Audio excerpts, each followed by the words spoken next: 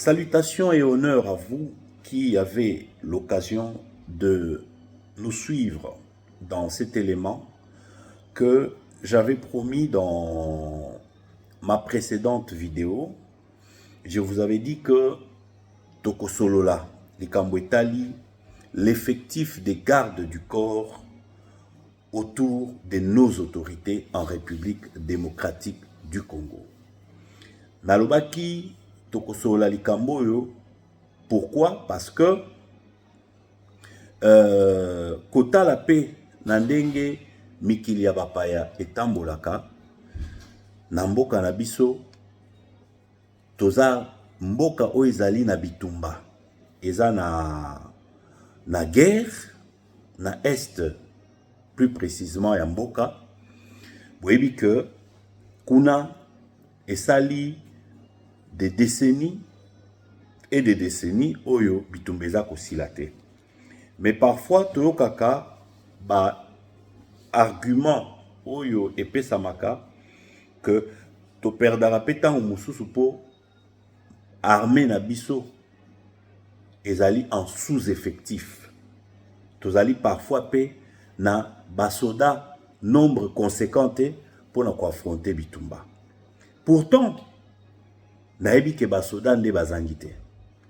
Basoda bazali lelo kuluna na Kinshasa, na Kimpese, na Matadi, na ba Katanga, na bisika mwa ebele kuluna ekomi. Kuluna eza kaka ba désordonné o ya nzela te. Mais quand ba incivique bazali, ba bitumbe bimaka na ba cité et que ba soldats, ba policiers o bako kende ko maintenir ordre, ndenge tobenga ba agent de l'ordre, baza kozanga etungisaka. Alors que Congolais nyonso yebi ke tomonaka ba policier. Tomonaka ba policier. Mais ba policier o tomonaka mingi baza na sima ya bakonzi. Qui ministre, qui député, qui sénateur, qui gouverneur, ministre provincial, ba CG ya ba ministère, ba chef ya ba entreprise publique, bah, tout ça, partout là, voire même tina niveau bah, directeur, il y a certaines régies, il y a l'État, au coup que bah, garde bazali. Bah, garde bazaka kapona mokonzier mon côté, mais bah, garde bazos à la même pona mwasi na bana. Il y a bakonziwana. Parfois, il y a même tina ba famille élargie, il y a bakonziwana, bazana ba garde. On va nous dire que unité mobimba dans la police est allée au Soko Sengi, Bapesi garde et ainsi de suite. Oui, mais Mboka ils ont une priorité. Entre la priorité, il y a qu'à maintenir ordre public. La priorité, il y a un individu, sécurité, il y a un individu. Problème est à la niveau ni. Maintenant, tu connais Sabino, et puis na connais Sabino que pour nani ba konzi ya Mboka mususu. Na cause exemple mingi lelo ya France parce que la limboko yo soko talipe constitution na biso to calquer mingi makambo sur France et ezali pe moko ya ba vieille démocratie pona nini kasi ba konzi na France bazana ba garde lokolo ya biso te na France ba konzi soki ba ozala na garde rapproché à part président de la République, premier ministre na ba ministre en fonction, ba o balongwaka na fonction, bazaka na droit, loi na ba omutelobi. Premier ministre o ya longwe en fonction, azali na droit, na garde moko, o l'État zo en charge. Président de la République, ancien président, azali na droit na garde mibale. Mais pas na biso. Et les Karandengeni. Et ministre en fonction, Azan a plus de 5 gardes. Premier ministre, Azan a l'équipe 15 gardes du corps, à l'équipe même pas 10. Président de la République, Azan a toute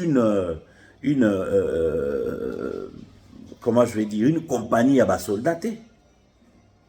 Je vais d'ailleurs vous faire voir l'esprit, la mission la garde républicaine Namboka loko la France. On va prendre ça.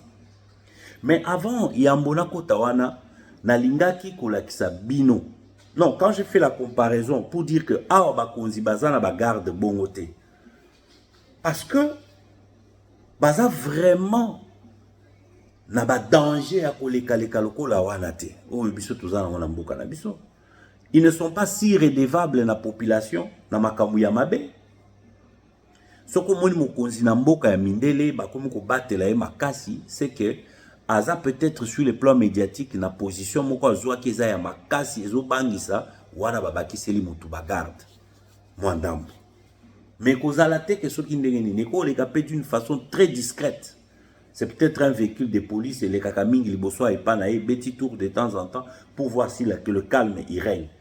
Mais ils que bazwa policier vanda liboso lupango liboso ndaku non. Mais basala kayango te pona nini. C'est là où on va en venir.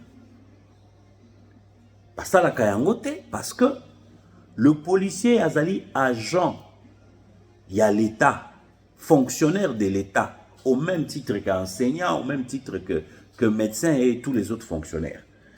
Policier wana azana barème naye, donc smig naye, limite naye à salaire, montant naye à salaire, ou ezali montant oyo bakata pour na ba fonctionnaire ya l'État.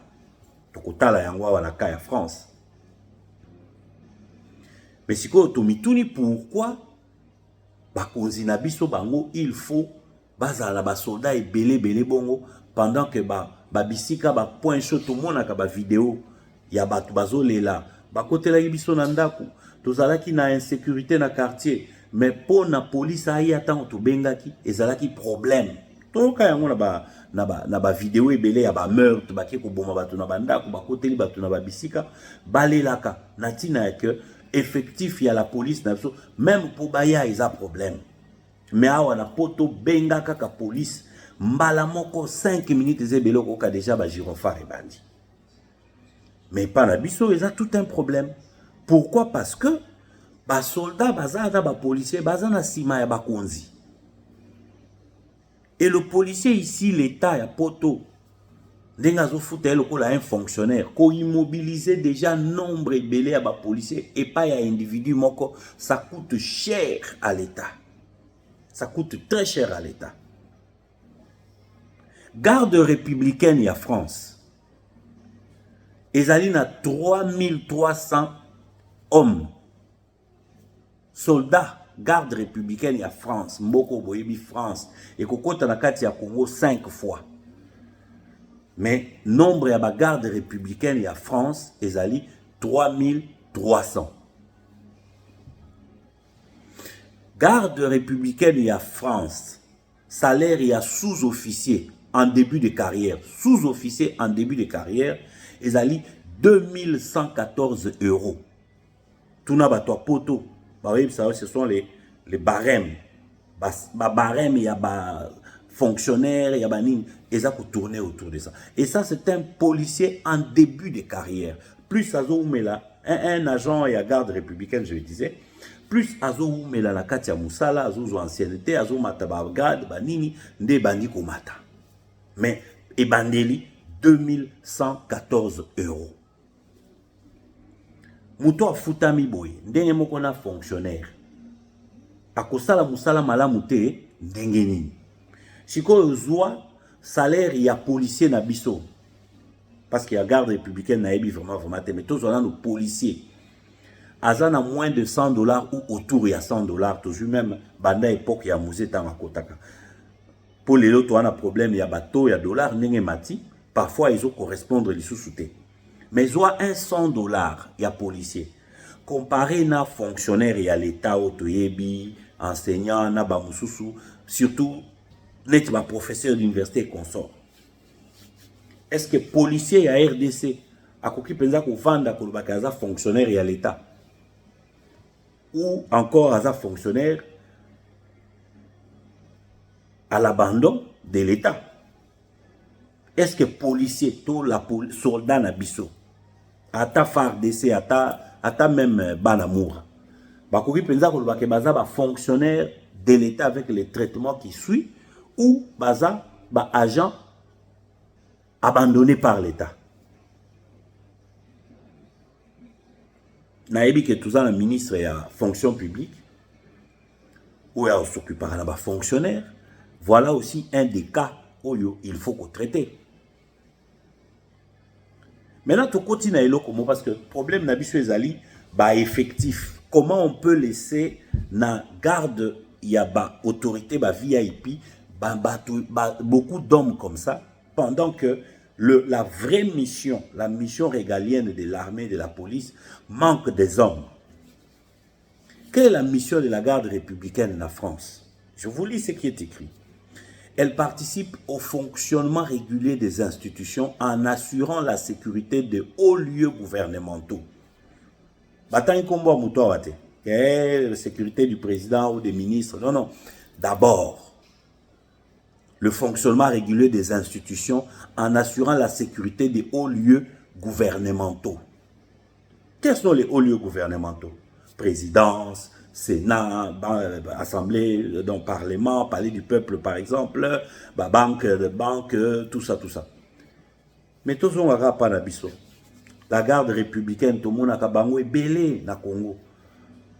Mais Malanga, Kotakiti, na bureau et président, donc dans l'enceinte, si même dans le bâtiment, dans le hall principal, il y a enceinte, il y a chef de l'État. Il y a bureau à chef de l'État. La mission principale, non, première mission, il y a garde républicaine, ezali sécurisation, il y a haut lieu, il y a institution, il y a gouvernement. La continuer mission na bango. À part qu'on sécuriser haut lieu et en contribuant sous réquisition permanente à celle des assemblées parlementaires. Oui. Mais j'ajoute maintenant ce qui est important, la petite nuance. Ponctuellement, ils allaient que tout le temps, ponctuellement, de temps en temps, le fantassin de la garde républicaine pourra participer à un service d'honneur. Un service d'honneur ou piqué.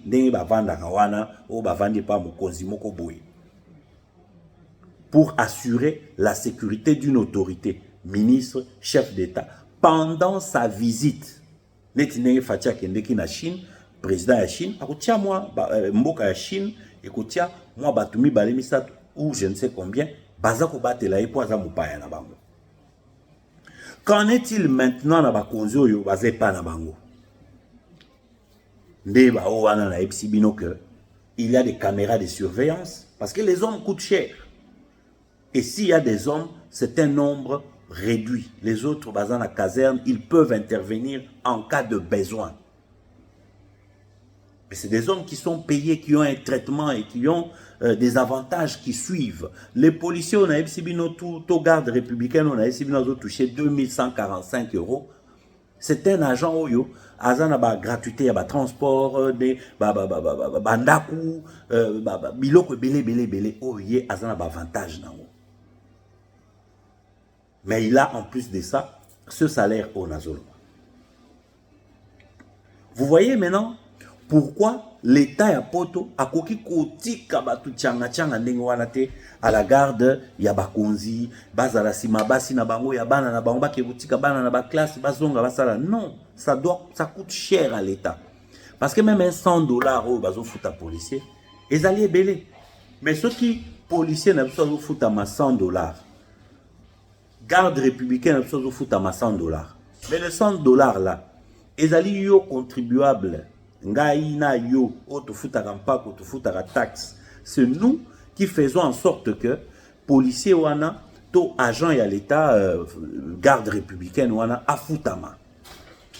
C'est comme ça que nous disons ça pèse sur l'État. Yango moni na poto par exemple l'État moyen atia sima ya bakonzi belé ba soldats ezate ndenge pa la biso ezalaka. Nathalie na Google, Nathalie partout. Au coup de place, monté babia président de l'Assemblée nationale, fois à la 50 policiers, na garde, na et tout ça. Non, mais c'est des élus du peuple. Pourquoi bango faut bazana na bagarde belé? C'est que bazana conflit na peuple. Bazana insécurité, liboso ya peuple. Peuple a kosala bango likambo. Baza conscient que basali peuple lelo komoko e kosenga ke peuple a se venger sur bango pour bazala l'insécurité et alors l'état a tiré bango ba soldats et belé. Pendant ce temps na est na biso. Pendant ce temps na ba point chaud et belé, il y a insuffisance ya ba soldats. Tomona na quartier tel ba côté libiso to bengi la police batu ba yete pour ba soldat ba lobi baza muke na poste na souciat baza muke moye ba ya ezate. Mais ba soldat o biso to lukaka wana ba policier wana baza wapi baza sima ya bakonzi ya bana na bango ya basi na bango. Cette république là nous devons faire en sorte que échanger ba escorte to monaka ba mituke belé. Je vais parler des escortes demain. Nakoyebisa bino siko makambo etali ba escorte leo nalingaki nanu nalobela likambo ya ba garde ba soldat o baza ko bomba ba konzi. C'est bien, mais il ne faut pas que bazala ebele bongo alors que na front baza na besoin na bango. Pona leo na suki wana bobo sanate ndenge tosengaka, allez vous abonner sur BCube Télévision ezali télévision YouTube na biso o eza ko permettre tout ça là ngai na bino ba échange. Pour la lelo to suki boye, je crois que message tozo lo baba konzipe bazo yoka o bazana pouvoir les parlementaires par exemple bozongi beaucoup peut ko ça la loi o ezako restreindre o ezako limiter nombre ya ba soldats et pas ya ba particulier azala mokonzi azala nani ko limiter pour ba soldats wana quoi bazana la police na armée bakende ko servir na musala oyo l'état oyo mboka eza na besoin na bango. J'ai dit et je vous remercie.